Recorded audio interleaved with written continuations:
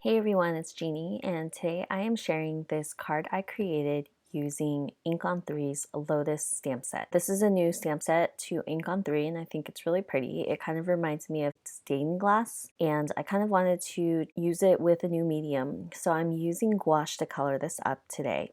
I am stamping on black watercolor paper and stamping the image using Ink on 3's Atelier Shark Tooth White ink. As you can see, the white is super bright on this watercolor paper, and I was really happy with it because I wanted to kind of create no line coloring. And it's kind of hard to do no line coloring on black cardstock using fade out ink because you definitely won't see it. So I decided to use white, and I thought it would blend in perfectly with the gouache. So gouache is new to me. I usually only use white gouache for splatter, but for today's card, I had purchased this gouache set for Amazon's Prime Day.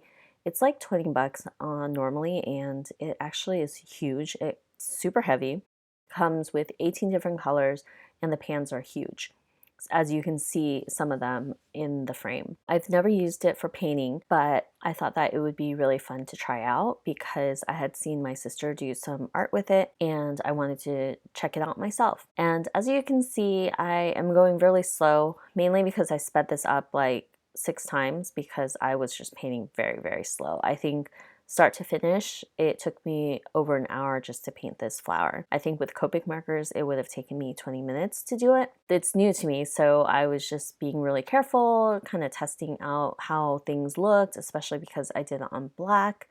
I think that if I did it on white, it would have been a little bit easier and I probably would have been able to paint faster.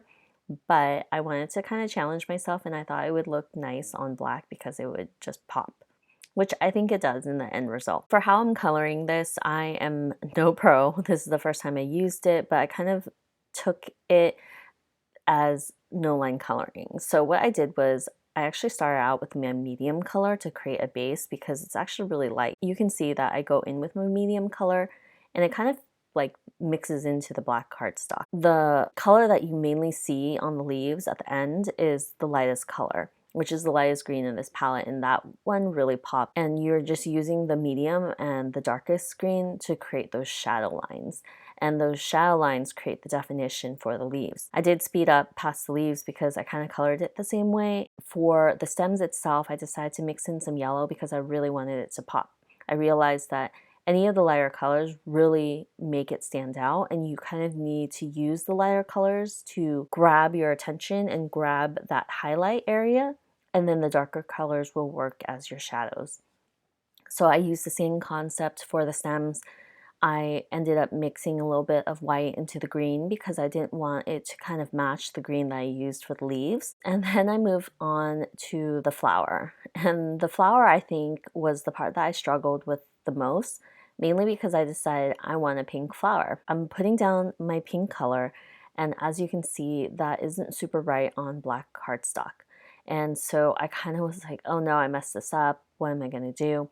But I kind of approached it the same way that I did with the leaves, using the main pink in this set as my medium base. Then I decided that I was going to go in with red, and that was going to be my darkest color to create the dimension. The red kind of looked very similar to the pink on the black cardstock, so I actually ended up mixing it with black, which I think I mixed too much black because it turned super dark red. I added a little bit more red just to see if I could get it to look more maroon.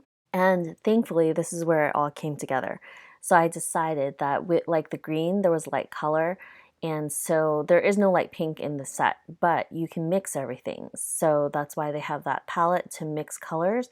And so I took the pink, mixed it with white, and then I had that pop of color that served as my highlight, and the flower actually started coming together. Added that light pink on the tips of all the petals, and it really made it pop against the black. Now you can really start seeing all the different petals, and I was so happy that I was able to do that because otherwise I wasn't really sure what I was gonna do. I add all the light pink on the tips of the petal, anywhere that there would be highlights, and it really started to come together. And once I added the light pink everywhere, I went back in with my light main base of pink and mixed it and kind of blended it together. And with gouache, it's thicker, so you can add water and it dilutes the color into a watercolor. But because I'm on black cardstock, I really wanted to keep that thick texture and consistency so that color will really stand out on the black. Because of that, I was able to not use very much water and be able to get that color to really show up on the black, if that makes sense. Once I finished adding the highlights, I added a little bit more pink to that light pink so I could blend it in together and really get it to mix. And the cool thing is that you don't really need to add much water to get it to blend. Like, you just need a little bit and it kind of moves on its own and it works really well. So once I finished mixing out all my petals to kind of lighten that pink with the light pink that I added, it started to really look like something. But it definitely needed additional dimension, and I created that by adding in that dark red I had created and mixed together earlier. How I used the dark red was kind of just like how I would stamp an image with a black outline. That's exactly where I'm putting that dark red, and it really makes all the little pieces pop. I made sure to put that dark red, especially against the highlight of the light pink, because it created those shadows. So yeah, that's how I colored. I kind of navigated through something I just haven't done before, and hopefully it was just interesting for you, because it was mainly a color with me because I'm just not a pro at this. For the card itself, I decided that I was going to stamp using one of the large sentiments, which says "I miss you." And I decided to heat emboss directly onto my black cardstock with white embossing powder. I'm using Ink on 3's Arctic White, and it just really stands out against that black.